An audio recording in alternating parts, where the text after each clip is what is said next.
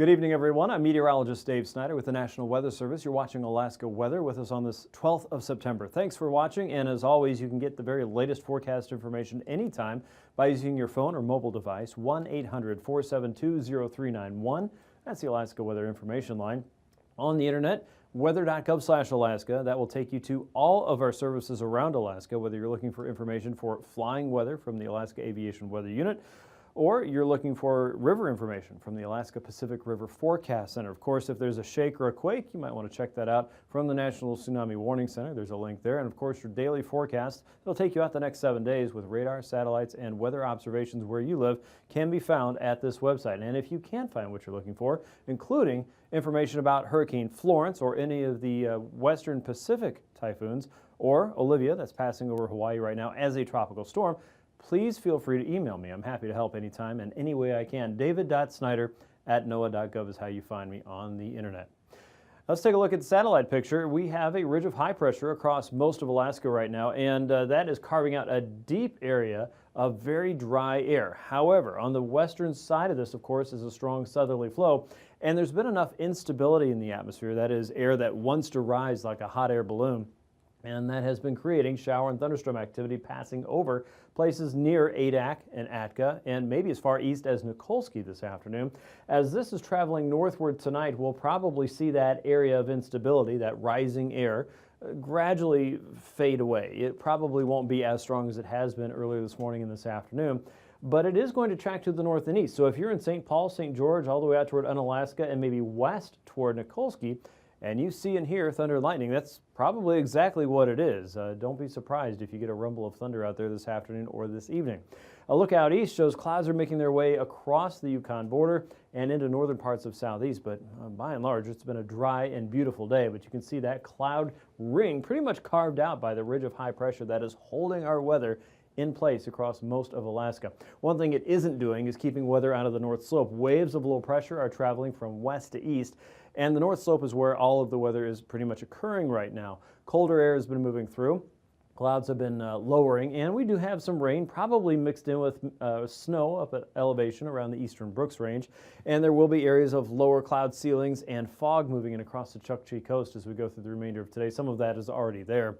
High pressure across the west coast is still in charge and should remain so as we go through the rest of the afternoon. 1,034 millibars there, 1,015 millibar low up north, and the low we have down across the North Pacific is 991. And here is our very small area of shower and thunderstorm activity, but noticeable if you're watching the lightning strokes on the map today. High pressure sitting across the western Gulf, also helping to keep our weather anchored in place for most of south central, southwest, and certainly southeast. The black line is a trough of low pressure, a low spot where all the air is mounted up, but not really a big temperature change. It's enough to help draw the air down, though, from this very stable region we have across the interior. So don't be surprised if you get into a windy patch this afternoon or this evening as a result of that. You may have had some of that last night as well. Tonight's forecast keeps a boundary of low pressure across the east. This is this weather system that's been traveling up and over the ridge, and now it's going to slide down the other side. This will pretty much stay in place the next couple of days as high pressure regains its ground across the upper Koyukuk. The Kobuk and Noatak valleys, they're looking at 1,027 millibars of stable air. There will be some areas of fog, especially on the periphery of this. However, one thing that could happen in a good way is if it gets dark where you are eventually tonight and it is clear, you might have a good chance of seeing the aurora. There is still continued solar activity there, and that is affecting the Earth's magnetosphere. So make sure you take a look up and check out the northern lights. Low pressure tonight, 992 millibars west of the Aleutians and south. As that travels northward, that steady southerly flow will continue pumping moisture into the Bering Sea and over it, and that means a pretty healthy dose of low visibility, areas of fog and stratus, and for flying day tomorrow in St. Paul, that's probably not great news. Areas of light rainfall continue across the west coast. Some of that is working its way into Bristol Bay. Areas of fog there as that approaches high pressure, sitting very close to Dillingham and Bethel at 1,020 millibars. That trough of low pressure across the north and eastern Gulf is still there, but it moves off of southeast just a little bit. That might improve the weather situation as far as wind goes, or any chance of wind for your region. Clouds will be around a little bit more tomorrow, it looks like, but other than that affecting your temperature, your weather probably won't change very much. Watch for areas of light rain across this boundary for the Alcan all the way up through Eagle, let's say Arctic Village, the Beaufort Seacoast, Prudhoe Bay, Dead Horse out toward Kaktovik. And at elevation again on the Brooks Range, there may be some mixing with rain and snow, but by and large, this is going to be rain where you live, it looks like. Otherwise, a dry sky through most of the central and western interior, south central, southwest, and Kodiak Island. What a dry stretch this has been for at least the first half of September. And right now, it looks like this could continue even longer for many of us. Friday's weather look out west shows that cold air trying to push its way across the Bering Sea. It will approach St. Paul and St. George as we get into your Friday afternoon. A steady southerly flow ahead of that up the west coast. That means areas of rain, low clouds, poor visibility at times, and that warmer air keeps working its way up into the Chukchi coast. Here's that old boundary, and it connects with that boundary lying across the Alcan border. You'll see more clouds as a result of that. Might even see some precipitation developing here. Not so sure about that just yet, so didn't add that in. The western interior, the northwest coast, all the way down to south central, you'll see a generally clear sky. But around Kodiak Island, those clouds start to fill in a little bit. So make sure you use tomorrow if you want to do a little sunbathing, right? Out across southeast, watch for areas of clouds. The trough of low pressure moves back inland, and that means the winds could pick up a little bit for a few of you. Watch for a few areas of light rainfall as you head out toward the mountains over southeast. And again, that could reduce your visibility if you're watching to get any flying done. So the weather is pretty much status quo where most of you are, either unsettled in the west, dry in the middle and up north for the most part, and dry in southeast, but certainly cooler north and east of this boundary as we go through the rest of the week. Let's take a look at those temperatures. AKwx looking at 33 degrees tonight, but just on the other side of that, notice how quickly those temperatures jump up into the upper 30s, into the mid 40s, and Nome even looking at 46 degrees. Southwest a little bit cooler actually, in the mid 40s tonight. King Salmon and Dillingham about the same in the low to mid 40s, 50 in Kodiak, lower 50s for the Alaska Peninsula and the Central Chain. Southeast looking at lows in the mid to upper 40s. Sitka about 48, Ketchikan and Annette also in the mid 40s. Prince William Sound temperatures in the lower 40s, but one cool spot in southeast and south central. Well, you have to make your way up into the Copper River Valley around Golcana, looking at 38 degrees tonight, while Fairbanks is 44. High temperatures tomorrow stretch back into the 60s, it looks like, for most of the Fairbanks region and the Middle Tanana Valley. The Susitna Valley could blast into the 60s and 70s again. Kodiak Island 67. Low to mid 60s for most of southeast. Haines and Skagway around 61. Kodiak 67, I said. Upper 50s to mid 60s for the Alaska Peninsula, including Sand Point at 64. 53 in St. Paul, 52 for Gamble, and 59 around Kotzebue with Nome at 58. Overnight low temperatures Friday morning will drop even more for AKwx, down into the 20s. That cooler weather slides westward a little bit as well. Areas around Prudhoe Bay and Deadhorse will get close to freezing. The same goes for Fort Yukon. Eagle down to 25, Northway 33, and 30s and 40s for some of the Middle Tanana Valley, but keep your eye on the temperature if you're still got those plants outside.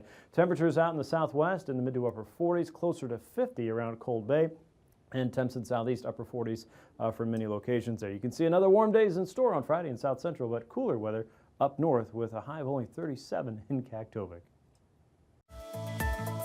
And now, aviation weather around Alaska.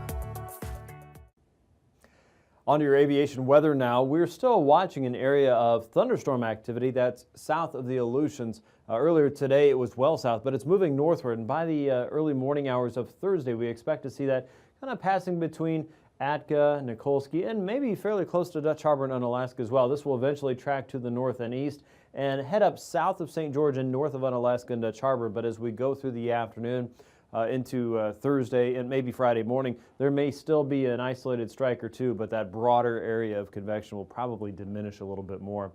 You'll notice over the mainland, especially the upper Yukon, the middle Yukon, down toward the Kuskokwim and southwest Bristol Bay, a lot of VFR to start your Thursday morning.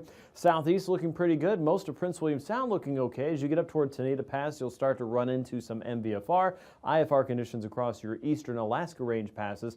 And certainly for your northern Alaska range passes, you're looking for northern Brooks range passes, you're looking at IFR conditions there for the Beaufort Seacoast, Kotzebue Sound, Norton Sound, St. Lawrence Island, and all the way out toward the west. As we get into the afternoon, once again, we've removed that broader area of convection. There may still be some isolated activity there. That overall weather pattern really hasn't changed a whole lot except decreasing in its intensity and its scope.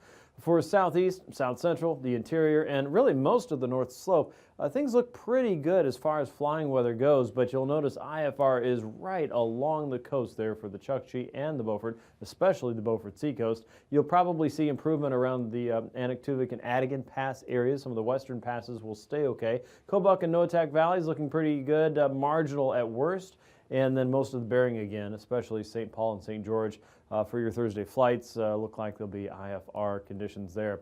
As we get into Friday, IFR conditions are pushing into the southwestern Capes and a little bit into Bristol Bay. You'll notice MVFR is probably a more likely outcome there for your Friday. MVFR is also pushing its way into Kodiak Island with IFR conditions lasting for the Aleutian Chain, most of the Alaska Peninsula, but VFR is maintained for southeast, south central, Prince William Sound, and really most of the interior. The North Slope, though, still looking at IFR conditions from Point Barrow eastward all the way out toward Kaktovik. Some improvements there for the afternoon. MVFR conditions for Utqiagvik and all the way out toward Prudhoe Bay and Deadhorse. VFR possible for Kaktovik Friday afternoon. And IFR conditions linger across the west and the Bering Sea and push inland a little bit more for south and western Alaska. Kodiak may just be on the fringe for VFR for Friday afternoon. And southeast, south central, and the interior still looking pretty good. Anaktuvik Pass, though, we'll start out with IFR in the morning, heading for VFR conditions as the day goes on. Same goes for Adigan Pass. Lake Clark and Merrill Pass look pretty good. Rainy Pass, we expect VFR. Will probably head toward VFR from Windy Pass in the morning around marginal conditions. Same goes for Isabel Pass. Mentasta Pass looks like it'll start around IFR and then lean over toward MVFR as we go through the day. Tanita Pass, a little bit better start. Marginal conditions there and then leaning over toward VFR as the afternoon goes on. Portage Pass and Chilkoot and White Pass look A-OK for your Thursday flying. Freezing levels, looks like we've got a pretty steep gradient here across the interior. There's an old boundary, a front that's going to be falling off the map here in the next day or so, but along that boundary we've got much colder weather to the north and east where freezing levels and even the surface freezing line is dangling right over the northeast coast of Alaska and the Alcan border. The levels aloft, 2, 4, 6,000 foot levels all the way from Eagle and Northway eastward. South of that, much warmer weather, and some of that again is setting up a gradient over southeast that you could get some drainage winds with. The warmest weather sitting over west and southwestern Alaska and even the Kenai Peninsula where freezing levels are at or above 14,000 feet. So this is unusual warmth for this time of the year, as you well know. Icing potential is pretty high up there from around Kaktovik and Prudhoe Bay, about 7,000 feet plus. That level climbs as you head into southeast where there is icing potential, but probably higher than most of you are going. 12,000 feet there over the Panhandle. The jet stream has this unusual pattern, a broad trough in the west and a substantial ridge right over the Gulf of Alaska and just west, so that gives us that northerly flow in that tight gradient we just saw with the temperatures there. As you look at 9,000 feet, here's our high-pressure ridge. Northerly winds across the east, southerly winds across the west, and the strongest of winds out across the central chain, 60 to 70 knots around 9,000 feet. Winds are generally light, though, from the north across most of the mainland, anywhere from 5 to as strong as 25 knots. A little different pattern. The high-pressure ridge is a little bit further east here at 3,000 feet, but we're still in that northerly light flow across the mainland and out west, stronger flow from the south with a central chain between 40 and 50 knots there, and that's where we find our turbulence, of course. Below 3,000 feet, watch for at least considerable moderate, isolated moderate across some of our southwestern hills, and the eastern Brooks Range looking at some chop below 4,000 feet. Floating hundreds of miles from Earth, astronauts get a unique perspective of our planet. While they might recognize landmarks, space is the only place they can see the very edge of our planet's atmosphere. From orbit, particularly looking at the horizon, did bring to mind how thin the atmosphere is. It's like an onion skin around this great big ball of the Earth. This uppermost layer of Earth's atmosphere, the ionosphere, also overlaps with the very beginning of space.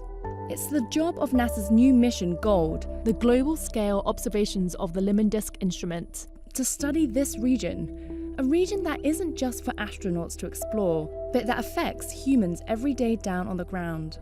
For one thing, this layer of the upper atmosphere helps protect us from harmful radiation and energy emanating from the sun. But in our modern society, it does so much more.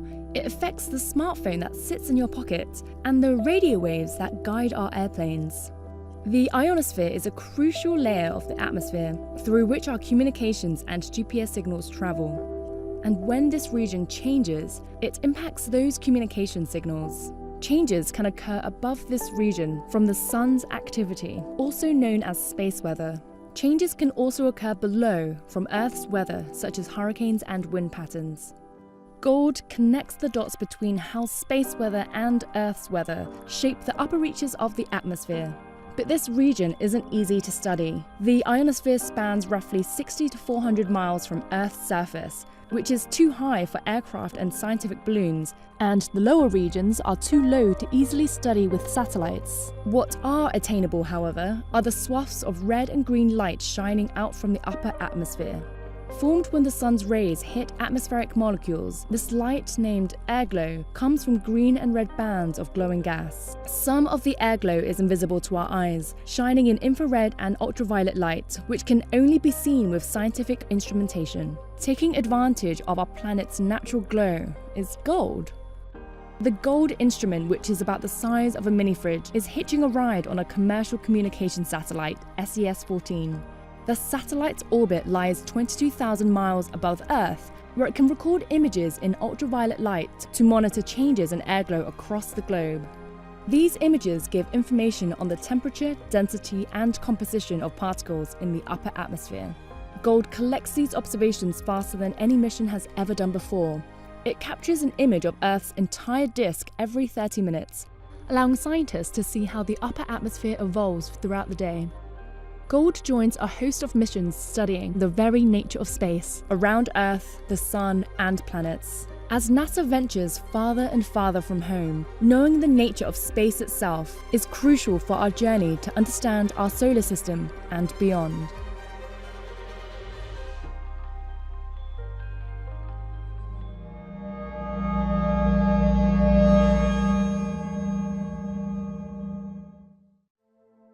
There's a new class of chemical compounds impacting the Earth's ozone layer and raising concerns among some scientists. But a new NASA analysis indicates stratospheric ozone could actually be impacted more by climate change and the continued release of already banned chemicals. The Earth's ozone hole is showing signs of recovery, decades after the landmark agreement called the Montreal Protocol that banned many chemical compounds harmful to the ozone layer. So we know the Montreal Protocol was a huge success. This was signed in the late 1980s when scientists and policymakers from around the world gathered together to try to save the ozone layer. The chemicals they regulated persist in the atmosphere for many decades. They thin the ozone layer and they create a seasonal hole over Antarctica. They basically take away part of our planet's natural sunscreen, and that increases the risk of skin cancer and damage to plants. Scientists have projected the ozone hole could disappear almost completely by about 2075, but several factors could delay that recovery.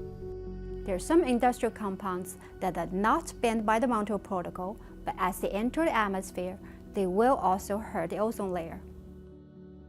But the unregulated compounds have a short lifespan in the atmosphere, unlike the chlorofluorocarbons that were originally regulated.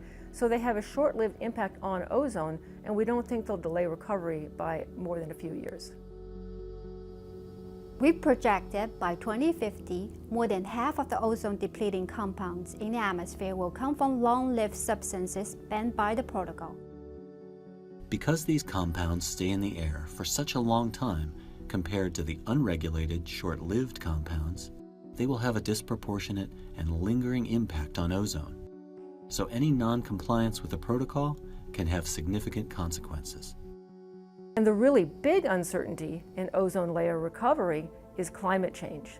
There are many naturally produced ozone-depleting substances that are emitted by the oceans. And as the oceans continue to warm due to climate change, those emissions will increase, and that will further delay ozone recovery. Scientists want to better understand how climate change will affect ozone recovery. This is a hard problem. As a scientific community, we need to work on this major issue. We now have a powerful new tool to simulate atmosphere and its interaction with land and ocean to study this issue. And that's what we're going to do.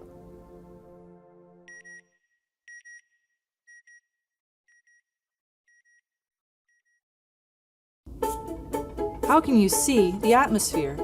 The answer is blowing in the wind. Tiny particles known as aerosols are carried by the air around the globe. This visualization uses data from NASA satellites combined with our knowledge of physics and meteorology to track 3 aerosols: dust, smoke, and sea salt. Sea salt, shown here in blue, is picked up by winds passing over the ocean. As tropical storms and hurricanes form, the salt particles are concentrated into the spiraling shape we all recognize. With their movements, we can follow the formation of Hurricane Irma and see the dust from the Sahara, shown in tan, get washed out of the storm center by the rain. Advances in computing speed allow scientists to include more details of these physical processes in their simulations of how the aerosols interact with the storm systems. The increased resolution of the computer simulation is apparent in fine details like the hurricane bands spiraling counterclockwise.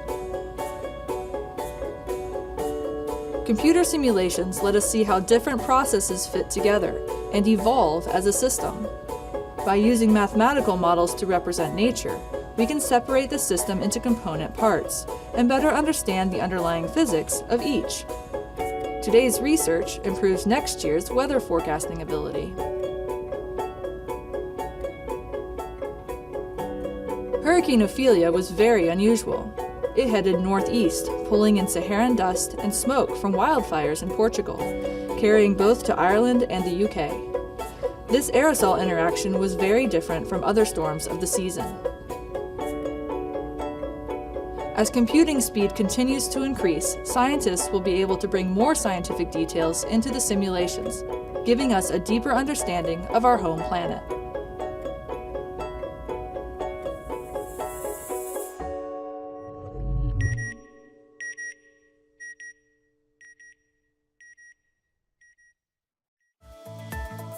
And now, marine weather around Alaska. On to your marine weather now and a sea ice update. The main pack ice is still just north of Prudhoe Bay and Kaktovik. You can see the marginal ice zone right along the coast, and none of this has changed very much in the last week or so. It's not expected to move very much at all either. So if you're still looking for some opportunities along the central and eastern Beaufort Seacoast along the coast, there probably are a few places where there's not very much ice, but there's no guarantee that there won't be ice, and especially with passing weather systems, occasionally some of this will be on the move north and south. So make sure that you're extra careful there, and as we get into the very end of the season, it doesn't look like there's going to be a whole lot of changes coming your way. Make sure you check out the ice map and the latest conditions as well as the forecast at weather.gov/anchorage/ice for your ice edge analysis.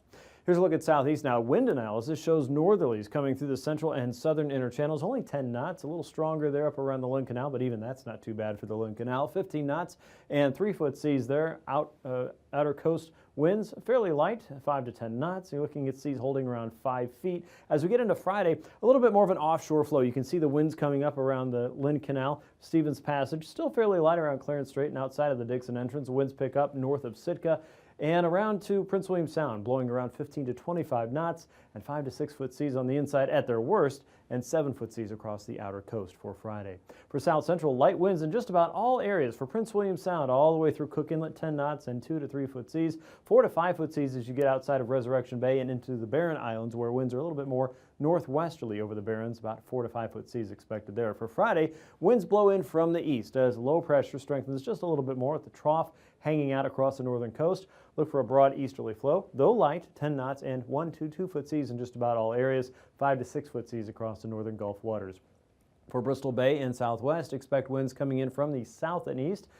For the Bering Sea coast, 10 to 20 knots, looking at 1 foot seas across the Bristol Bay region, 4 foot seas down the coast. For the North Pacific, though, you have a little bit more of an influence of high pressure to the south. Southerlies there around Sandpoint and west, and westerlies coming across AKwx and east of Chignik, around 15 knots with 5 to 7 foot seas. Light winds inside of Shelikof Strait as well. No change on Friday there. South and southeasterly winds continue down the Bering Sea coast, and that south and westerly influence continues for the North Pacific, about 10 to 20 knots with 6 to 7 foot seas there, and you get a hint of something building out across the west. Sure enough, here are higher seas across the Pacific coast. You're looking at 12 to 13 foot seas on that southerly wind for Thursday with 25 to 30 knot winds. South and easterlies for the central and eastern chain. And you can see that wraparound flow coming in across the western Aleutians. 15 knots with a 7-foot sea there on Thursday. By Friday, northwesterlies are coming in behind a front. Notice the winds picking up to 30 knots, 12 to 13 foot seas there. Certainly some higher seas the further north you go. And as you get across the central and eastern chain, those south and easterly winds continue ahead of the front, still looking at 30 knots with about 9 to 11 foot seas in most areas for the Bering Sea coast and 13 to 14 foot seas there across the north and northern Pacific coastline. As we look at the west coast, look for that broad southeasterly flow to get a little bit faster. This is closer to the center of low pressure here, 20 to 30 knots or so from the south and east with about 6 to 9 foot seas. Some of the higher seas out around St. Matthew. Kuskokwim Delta, you're looking at 5 foot seas and 3 foot seas with an easterly flow inside of Norton Sound. Broad southeasterly flow still holding on for the west coast on Friday, 20 to 25 knots in all areas. Expect 6 to 10 foot seas. Southerlies a little stronger for St. Paul and St. George on Friday, and seas come up to 10 feet. Look for 4 to 6 foot seas as you get into the Bering Strait region as well as Norton Sound and around St. Lawrence Island there for Friday.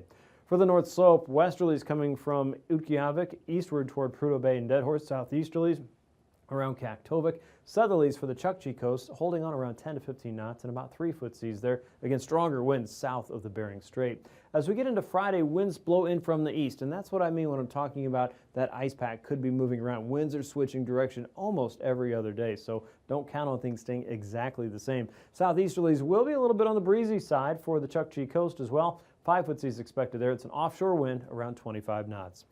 Recapping tonight's weather, high pressure is in charge of most of mainland Alaska, and while that presents us with a clear sky during the day, there may be some patchy areas of fog at night. A frontal boundary lies across the eastern interior. Along that, you could see more clouds and a chance of rain showers, mostly in the interior, more clouds in southeast than anywhere else, and southerlies across the Bering Sea. That means a low ceiling and plenty of fog. And at times, certainly some passing rainfall there as that moves closer to the west coast on Friday. Southerlies pick up and weather stays the same for most of mainland Alaska, and southeast generally stays dry through Friday. These forecasts are for planning purposes only. Call 1-800-WX-BRIEF for a formal pre-flight briefing. Always file a flight plan before you go flying. The U.S. Coast Guard Auxiliary urges you to leave a float plan with a friend or the harbor master before you go boating.